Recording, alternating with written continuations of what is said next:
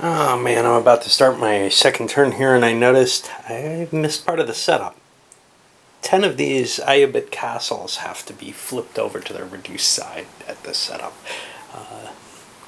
I didn't do that, and well, I guess I'll do it now. So here's the situation after the setup. Some additional Crusader units here. They've got a problem. Not just that they can't fight in Cairo, because there's almost as much strength there, so that even if they get it to a 0 RF, it's going to be a hell of a battle to take. But there's this starvation mechanism, which is somewhat meant to handle this kind of situation, but it doesn't work if you can't blockade the stronghold. And you can't blockade the stronghold because it's too big and there's too many men in it, and you'd be rolling against a 0, which you can't get. So it's going to be a hard decision for the Crusaders. They might pull these up to get extra men there, men that Louis can't command, but that can help him in the blockading. He can't launch them in an attack, but they can increase his chances of actually getting a blockade off. I have to think real hard about what to do, or whether to just try to attrition things. But the problem is my own troops are suffering worse because I can't recover them, whereas the Muslims conceivably could recover the losses they take as long as they're not blockaded.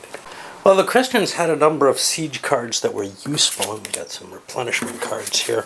So they went and reduced the resistance factor to 0. They also took some casualties due to a sortie, but they were on a better table because of it. Although with the +1 versus +2 for the defender, +2 for the defender, +1 for the better leader, it worked out actually exactly even, and they took equal casualties. But on a good die roll, the Crusaders would have taken Cairo if they won a major victory. Instead, they discard all these cards, and we're on to the Muslim turn. But things are getting a little tricky here, because there are these reinforcements that can come up, and there's a high likelihood of another assault happening. Well, it seemed like a hard task, but it really wasn't as difficult as I thought. With those extra forces coming in, with the heavier strength of the Crusader forces, they were able to get their lucky roll. Hey, you know, the first one was kind of a tie. The second one, same kind of situation. These two tables, +1 to +2. But they got a 3 losses to 1 for the Muslims. The Muslims surrender because they lost a major battle. So their entire force is destroyed, which is quite extreme, and the leaders captured in this case. And now the Crusaders have taken Egypt, which was their main goal. And now we're going to kind of see when and if the events of the scenario help halt Louis' crusade, because otherwise he's very, very powerful here. He can just storm up without much difficulty at all. We've got this one Muslim force here which is trying to gather enough strength to deal with Acre, but it can't deal with Louis. Well, maybe they could deal with Louis alone. Marching through the desert of the Sinai, Louis' army got a lot weaker. He chose to take the replaceable Hospitallers and Templar losses, but in doing so made his force very questionable. Still stronger than the Muslim force, but he didn't want to challenge, and he didn't want to come streaking through taking further attrition losses. So he marched this way, got a lucky roll on Kerak and took it, and then swung through here, failing to capture Basra, which actually he did make a request for them to surrender. But now he's got his forces consolidated, and I think it looks very bad for the Seljuks there, whether they try to maintain that siege at Jaffa or not. They played their last card to reduce the resistance factor, but I don't think they want to stay. Anyway, I get to reduce my forces. Well, the Muslims had no choice and had to withdraw to the force pool. And here we move into the third turn. Victory point wise, the Christians are need 12 with Cairo right now. I believe they're at 13. Something's got to happen. And at this point, it's kind of I kind of got to wait for events. If I don't get the events in this next hand, then there's no reshuffle this time. So There's nothing, there's a smaller deck to draw from. They didn't come up. They generally try to force themselves out these big events by having reshuffles on them if you don't use them for their event. So, there's a decent chance that it'll come up this turn, but if it doesn't, I have to think real hard about what the Muslims can possibly do to withstand this situation. With Karak gone already, that makes Jerusalem kind of indefensible. But alternatively, I'm not so sure Damascus is defensible. All right. We're in something of an interesting position here. Obviously, the Muslims are in a lot of trouble. I looked at their cards. They don't have anything to change the dynamics, although they have, I think, the Caliph Mediates card. But the Christians have an interesting situation to think about. They're holding the Mamluk Revolution card. Now, this card does not require you to play it. It's not a mandatory event. As far as the Christians are concerned, they're winning.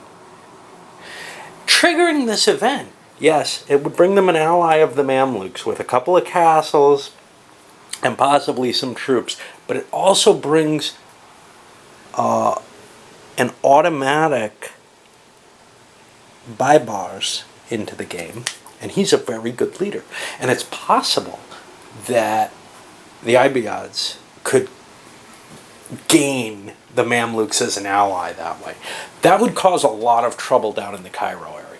Right now, they can put a couple of units down there, but that's just no threat. Even if they drop a leader in there, it's going to take them a couple of turns to build that up. There aren't a couple of turns left. I mean, there's 3 turns total in the game, including this one. I think the Crusaders are in the position where they have a good shot at taking Damascus. I don't think they want to waste a card that they can use. It's a card big enough to move Louis. And I also don't think that they necessarily want to put a game changer into effect like that. I think that may be a problem with this scenario. I think this scenario may just be one in which the game changer card is one that, if you're the person it really helps, you don't necessarily want to evoke. There is another card that brings Baibars into play, though. I know that exists. It's just the Muslims don't have that. Okay. Well, Louis runs up from Tiberias back to Acre and then up through Banyas to Damascus, lays siege. Great. Takes an attrition roll, it doesn't hurt. The Muslim army gathers from Aleppo and strikes down. You can see they didn't fare too well. They got defeated in the battle, which isn't unlikely. They were fighting a column down and at even, basically. They had +1 on their attack because of the siege, and the Christians had +1 because of leadership. But it totally destroyed the Muslim army. So now the Christians are kind of free to do what they like in Damascus. And we can see if the Muslims have any cards to help, but it doesn't look promising. Muslims are wishing they hadn't been so hasty. You can see the Crusaders got the resistance factor down to 2 there. I forgot they had this in their hand. I was planning on it and then just slipped my mind. It's not like that wouldn't happen in an opposed game. It happens to me all the time. I forget to make the best play. So the Muslim player caused Crusaders to go home. They got a maximal roll. Ended up 4 Crusaders home. This force has gotten a lot weaker. Now the Crusaders are wishing, gee, I wish we had done our assault at RF2, because we don't have a lot on the field here. We don't have that big an advantage over Damascus anymore. Well, that's the game. The Christians played it out. Their cards, they got some bad card draws on random siege draws, but eventually the resistance factor dropped back down to 1 on the last draw of the game, of the turn.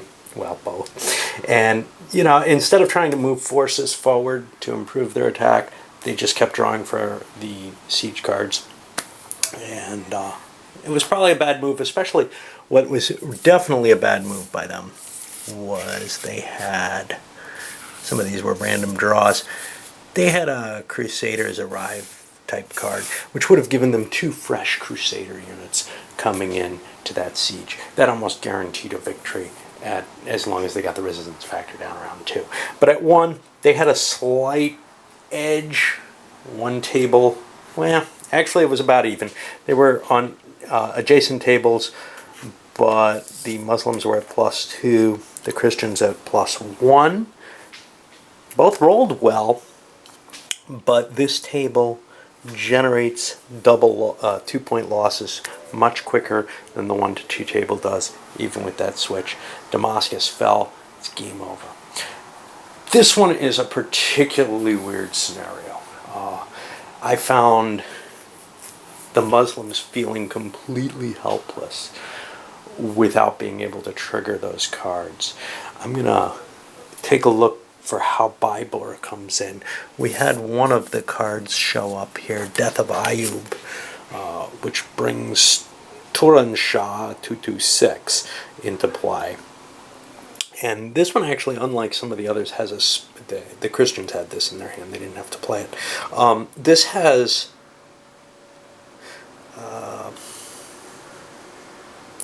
instructions on what you do if the leader's already dead. It doesn't say what to do if he's captured, though. So I guess he would be captured along with the other leader, which makes things painful. One choice I had to make in this was not to ransom this guy. He's kind of crappy, but the extra strength point would have been useful. I think the mistakes kind of evened out. I think if the Muslims had done their casualties first, the Christians could have taken replacement troops. It would have all come out about the same. But certainly there were errors on both sides. Anyway, I'm going to load this one up. And I don't know what else to do other than another scenario of this. Yes, I want to get to, in particular, what I'm thinking about right now is Fleet down there. Joel Eddy sent me that. He had an extra copy. He got one for review and it already kickstarted it. And I kind of want to get that out because of that, but it's very hard to turn away from this, and especially when I've got kind of this tight turnaround schedule. These are fast games. I can play one of these in about the time it takes to play an EU turn and a little less. So, you know, there's kind of this, all right, I know the rules. I don't have to go through all that explanation. I can just play it out. It's great. But I do want to get other things out. We'll see. Maybe over the weekend I'll be able to get something else out before I finish all of these. All right, up it goes.